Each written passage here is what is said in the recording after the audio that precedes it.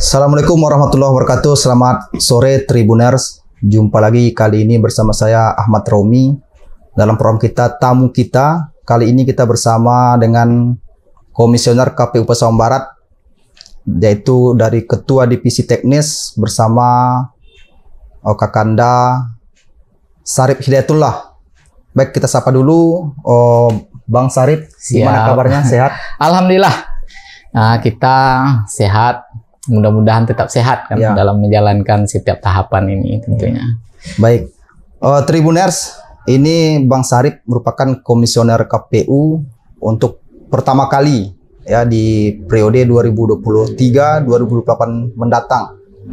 Jadi kali ini kita akan membahas mengenai tahapan-tahapan pilkada nantinya akan segera dimulai. Karena memang baru saja kita selesai melaksanakan PSU untuk wilayah Sumatera Barat.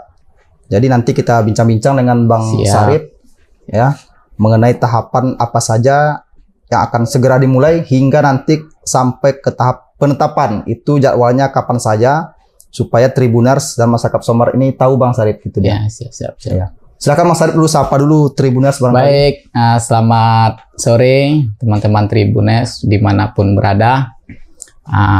Seperti yang disampaikan Pak Romi tadi, kita Sarip Hidayatullah, Ketua Divisi Teknis Penyelenggaraan Pemilu Kabupaten Pasaman Barat.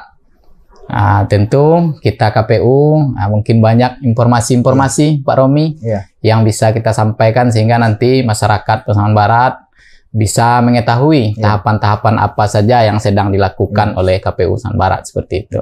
Untuk saat ini kita di KPU lagi sibuk dengan apa ini, Bang? Kalau mengacu kepada PKPU 2 tahun 2024 itu, Pak Romi, tahapan yang sedang kita laksanakan hari ini yaitu pemutakhiran data pemilih. Ini sudah kita lakukan jauh-jauh hari. Tanggal 24 kemarin itu berakhir masa tugas pantarlih kita untuk melakukan coklit dari rumah ke rumah. Sehingga nanti warga kita, masyarakat Pasaman Barat bisa terdata sebagai pemilih. Tentu nanti kami KPU akan menetapkan daftar pemilih sementara di samping menunggu masukan dan tanggapan baik itu Bawaslu, masyarakat, siapa-siapa saja yang belum masuk dalam daftar pemilih. Selanjutnya nanti akan dilakukan perbaikan-perbaikan terhadap data pemilih ini. Ini lama Pak Romi waktunya hingga 23 Agustus mendatang. Di situ nanti kita berharap tentunya masyarakat Pasaman Barat terdata sebagai pemilih yang sudah benar-benar bisa menjadi pemilih seperti itu. Berarti sekarang tahapannya untuk pendataan pemilih ya. Berarti nanti ada kemungkinan akan bertambah pemilih kita. Bisa jadi Pak? Bisa jadi bertambah pemilih kita karena memang tahapannya kan masih panjang. Masih panjang ya. Kemudian setelah nanti pemilih ini sudah dimutakhirkan datanya atau sudah dapat pemilih yang bisa ditetapkan sebagai masuk nanti DPT misalnya atau daftar pemilih sementara, itu apalagi tahapannya Bang? Misalnya di Agustus nanti itu. Di Agustus kita ada 2 tahapan. Di samping tahapan pemutakhiran data pemilih kita berakhir 23 Agustus ini, di tanggal 24-nya kita sudah mengumumkan pendaftaran. Pendaftaran calon untuk calon kepala daerah Kabupaten Pasaman Barat. Itu waktunya dari 24 Agustus hingga 26 Agustus. Ya, 27-nya kita pendaftaran Pak Romi, pendaftaran calon bupati dan wakil bupati hingga tanggal 29.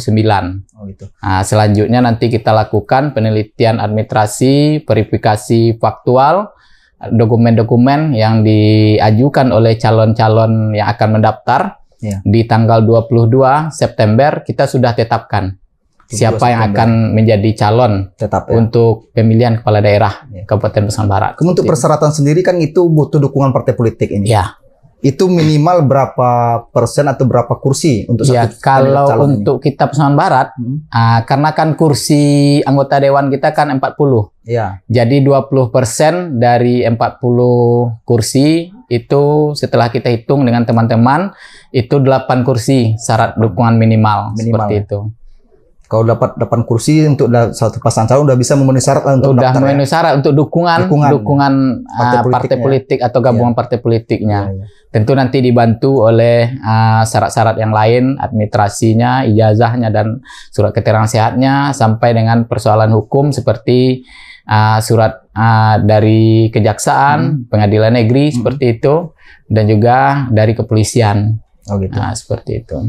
Berarti dari pasangan calon nantinya yang mungkin mendaftar, tentu itu akan ditetapkan sebagai pasangan calon tetap ya, calon tetap yang akan mungkin mengikuti tahapan-tahapan ditetapkan oleh KPU, termasuk debat barangkali ya. Iya, debat, visi misi di sana juga. Penyampaian visi misi dan ikut berkampanye juga tentunya, karena memang tahapan kita pilkada ini kan ada tahapan kampanye.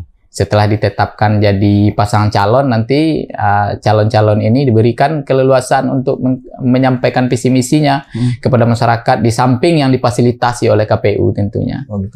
Kemudian Bang Sarip, kita kan akan mengkelaksakan pilkada. Seperti kita tahu kan, kita punya bakal calon dari incumbent atau petahana lah, yang saat ini menjabat. Barangkali mungkin Pak Hamsuari dan Pak Risnawanto ini akan maju lagi pada kontestasi berikutnya.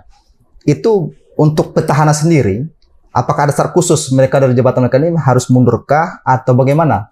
Ya, sejauh ini yang baru kita lihat dari aturannya itu baru cuti ya. Cuti. Nanti kan sesuai waktunya, sesuai yang ditetapkan oleh Menteri Dalam Negeri kan. Kapan cutinya?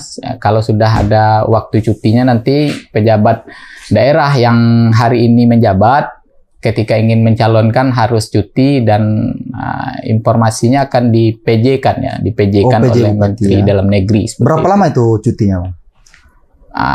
Ini yang belum kita lihat secara utuh aturan-aturan itu, tapi informasi yang kita dengar itu setidaknya di bulan Agustus sudah mulai cuti sampai pemilihan. Sampai pemilihan mungkin. Ya, gitu ya. Baik Tribuners, itu tadi mengenai tahapan hingga pendaftaran calon, dan juga nanti termasuk kepada calon petahana, di mana mereka sesuai dari penyampaian Bang Sarip tadi, sesuai aturan PKPU-nya itu mereka harus cuti.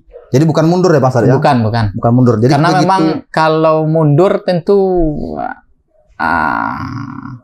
kalau seandainya mundur tentu tidak menjadi pejabat daerah lagi kan, karena memang kalau cuti setelah selesai tahapan-tahapan pilkada ini, yang bersangkutan tentu harus kembali lagi menjadi kepala daerah seperti itu.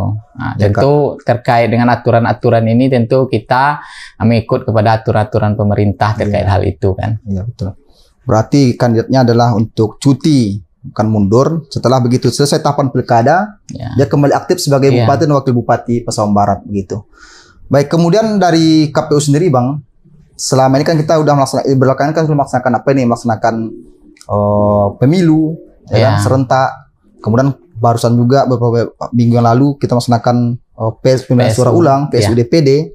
Dari KPU sendiri yang sudah mungkin melaksanakan itu, sejauh ini ada apa kendala kira-kira yang menjadi hambatan kita dalam bertugas ini melaksanakan suksesnya pemilu ini kemarin ini?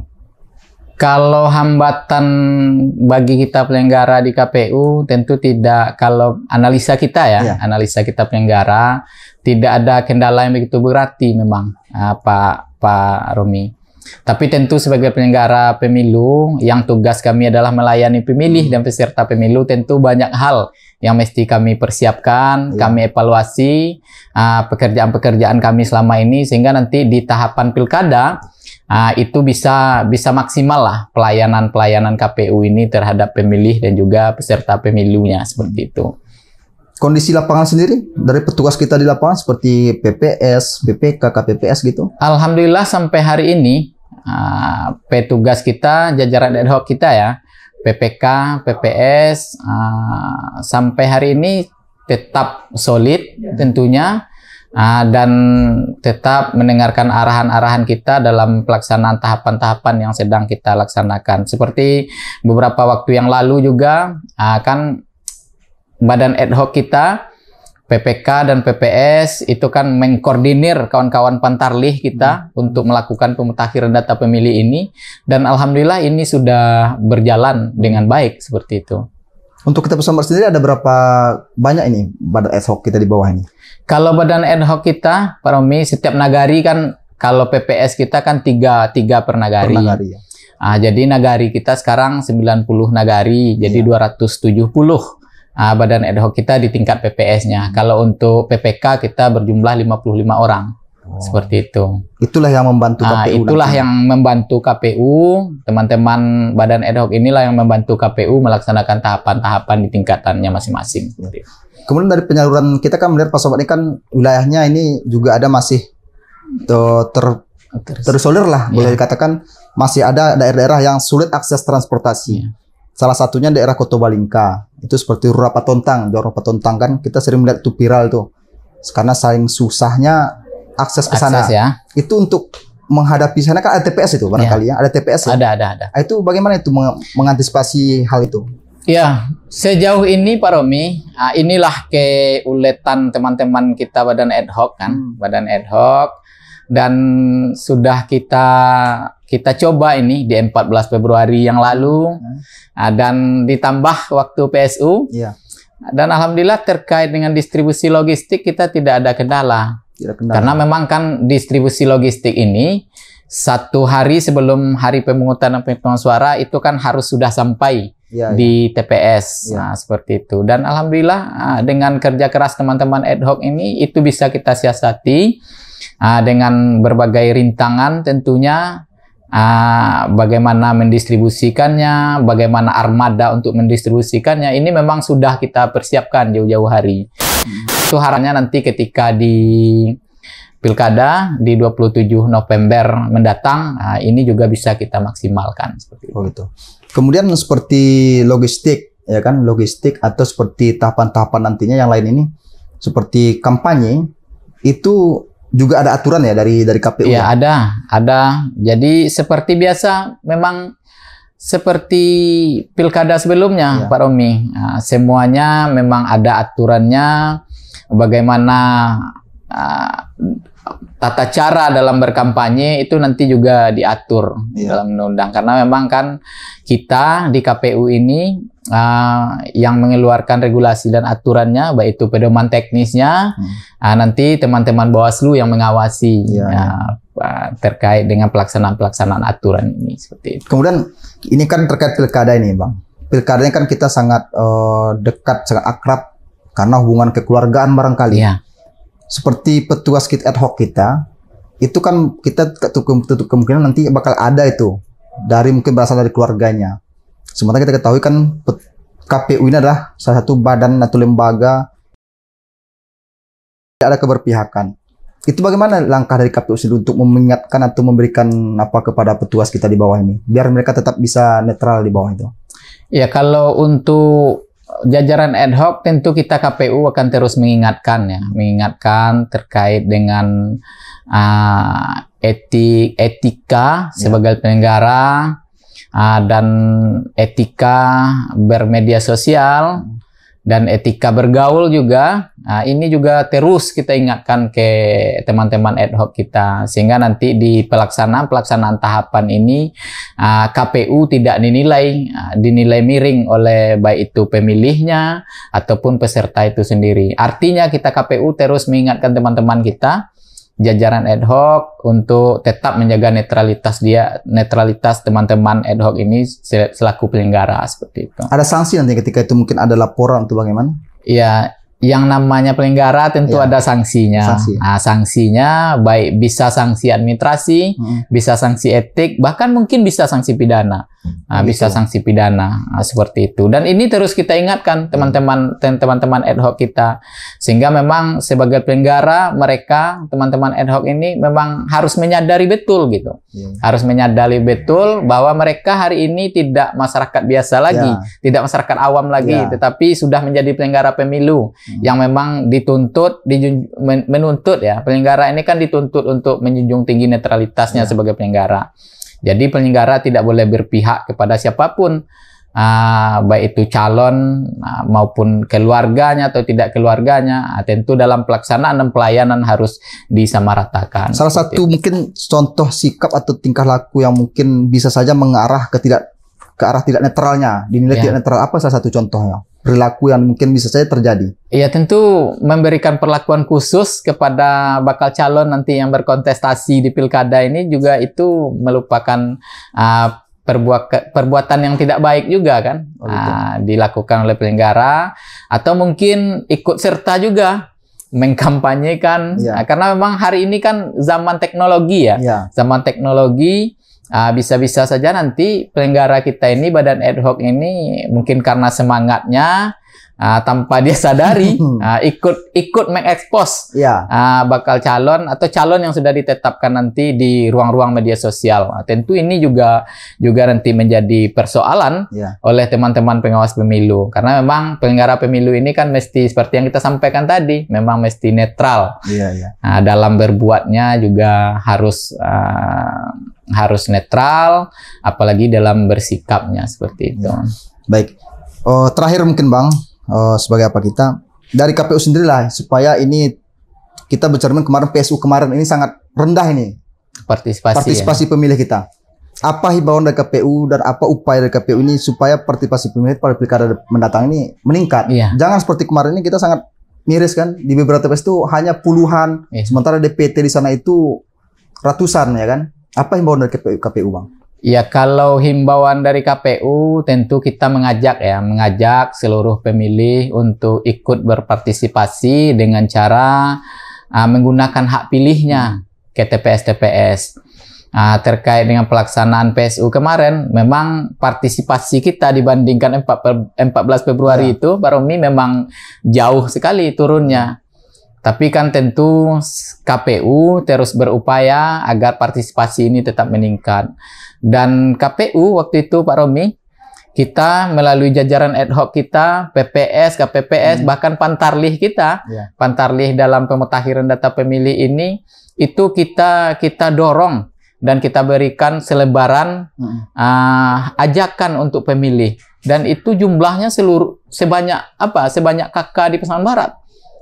Sudah kita lakukan. Kita lakukan sosialisasi ke tengah-tengah masyarakat, baik itu melalui masjid, dari jalan ke jalan, teman-teman KPPS dan PPS kita, PPK kita menghimbau pemilih.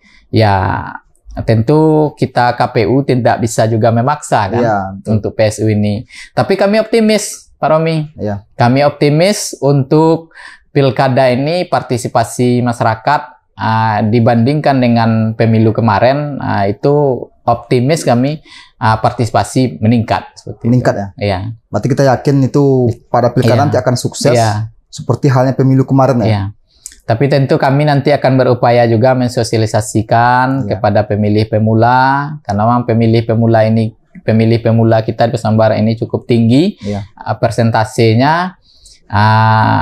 Kepada tokoh-tokoh masyarakat, tokoh-tokoh agama, tokoh-tokoh adat, nanti kita akan ajak secara bersama untuk terus mensosialisasikan agar masyarakat ini menggunakan hak pilihnya seperti itu. Baik, terima kasih Bang Sarip atas diskusi sore hari ini seputar tahapan-tahapan pilkada yang akan dilaksanakan pada 22 November ya? 27 November. Rabu 27 November. Tetap Rabu ya? Rabu. Seperti hari keramat ya Rabu ini kan, kalau bagi KPU kan. Udah satu hari itu ya, hari itu terus kan? Ya. Baik Tribuners, tadi itu bincang-bincang kita dengan Bang Sarip Hidayatullah selaku Komisioner KPU Pasaman Barat dari Divisi Teknis, yang memang beliau ini sangat sibuk, apalagi dengan media ini. Ya Bang Sarip, jangan bosan-bosan kalau kita hubungi, walaupun malam Bang Sarip.